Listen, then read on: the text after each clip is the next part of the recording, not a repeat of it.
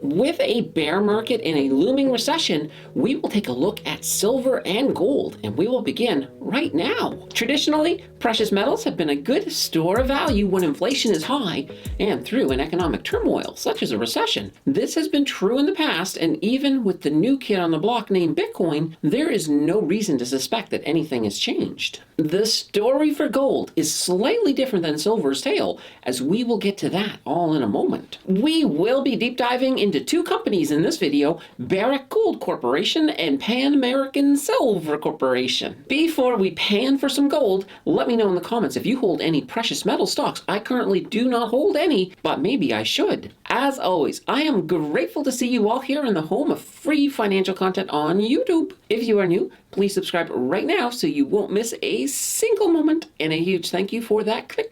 One way to get exposure to gold or silver is to outright buy the metal, but that does come with its own set of problems, such as storage, for example. Overall, gold has done well when you look at the big picture. For the longest time, it had looked like gold had peaked around 2011 when it was listed at $1,837.68 USD per ounce. We proved that wrong when gold hit a new all-time high in July of 2020 at $2,036.58 USD per ounce. It has fallen since then, but gold is resilient, and it will hit another all-time high in the future. In fact, much of the drop in the price of gold right now is thanks to the booming US dollar. Silver is a different story. Silver peaked all the way back in 2011 at $46.47 USD per ounce, and it's never really gotten back to that level. At the time of recording, silver was coming in at $18.75 USD per ounce. It is easy to see that silver is really a shadow of gold when it comes to a store of value and an investment in the actual metal.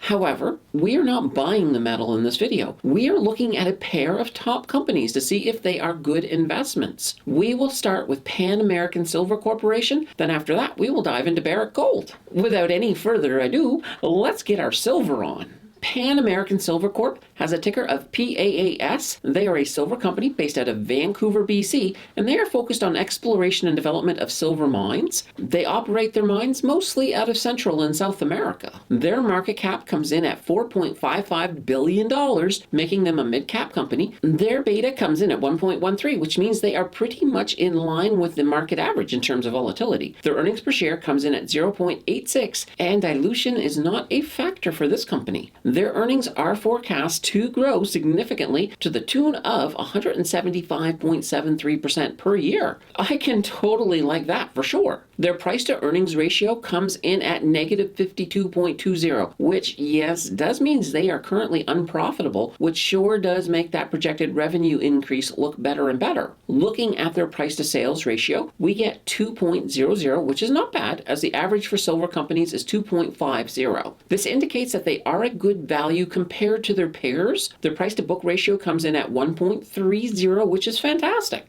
What is a fair price for Pan American Silver? According to the folks over at simplywall.st, their discounted cash flow model pegs the fair price at $100.82, compared to the $21.62 they are priced at when this video was recorded. I feel this is a little high, but yet at the same time, it's not unreasonable. Let's look at their returns. They have a dividend yield of 2.87% that comes in the form of a quarterly dividend of 11 cents USD per share. Where they are unprofitable, the dividend is not covered by earnings, and that makes it unsustainable. Let's look at growth. They entered 2021 with a share price of $44.19 and proceeded to fall to $32.12 by year's end. This translates into a return of investment of negative 27.31%. Adding in the dividend, we do have a total return of negative 24.44%. So far this year, they have fallen even further to $21.62, and that is an ROI of negative 32.69%. Holy banana bread, that is not very good at all. To be honest, I am almost afraid to look at their debt. After saying that, I am actually pretty glad that I did look at their debt, because they are doing very well in that category. As of June 2022, their total debt amounted to $51.49 million, while their equity comes in at $2.48 billion. This translates into a debt-to-equity ratio of 2.1%, which is absolutely fantastically awesome. I am not going to break down their short and long-term assets versus liabilities, as we don't need to. They are in fantastic shape on the debt front. So what is the verdict on Pan American Silver? There is a lot to love here, and that is not something I usually say about an unprofitable company. They may be in the red, but their future is more than likely in the black, and they can afford to take on more debt to get there if they need to. Short term, this is an easy way to lose money. The fundamentals say so. However, as a long-term prospect, there is something here, and this is one to revisit once they get those fundamentals under control. Now for our second deep dive, and this time into gold. Barrick Gold Corp has a ticker of ABX.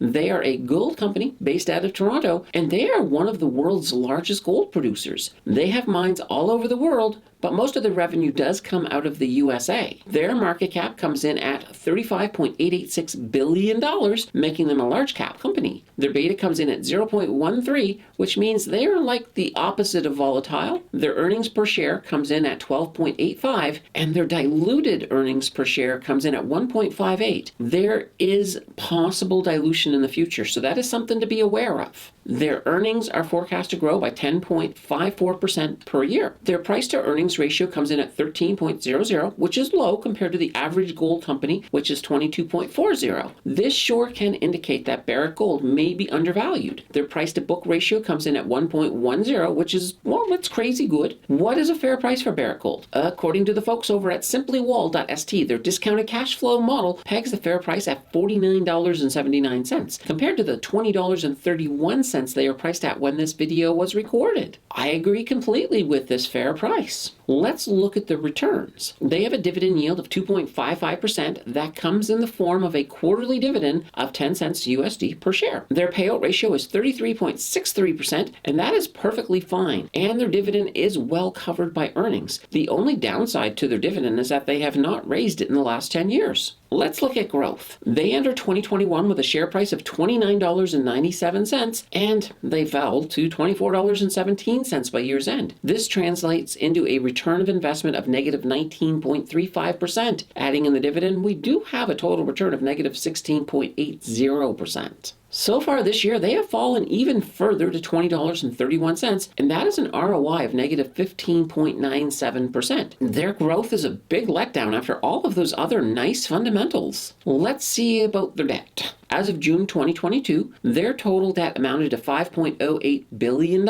while their equity comes in at $32.53 billion. This translates into a debt-to-equity ratio of 15.6%, which is great. Likewise, I am not going to break down their short and long-term assets versus liabilities, as we don't need to. They are in pretty good shape on the debt front. So what is the verdict on Barrick Gold? This company really should be doing better than they are based on the fundamentals. Their growth has not been great. I would not invest in them for short term, and the jury is still out on the long term, as this is one that I would want to revisit in the future before I could even consider investing. As it goes, I kind of have more faith long term in Pan American Silver, which is not how I expected this to go. The good news for both companies is that there will be a demand, and I think both will see improvements in their fundamentals over the next few years. These may be a pair of stocks a few years from now I will be raving about. The fun does not have to end here, as you should check out my video on hydrogen that I have linked on the left, or you can check out the video YouTube thinks you will like on the right. Your click will decide who is right, and I will see you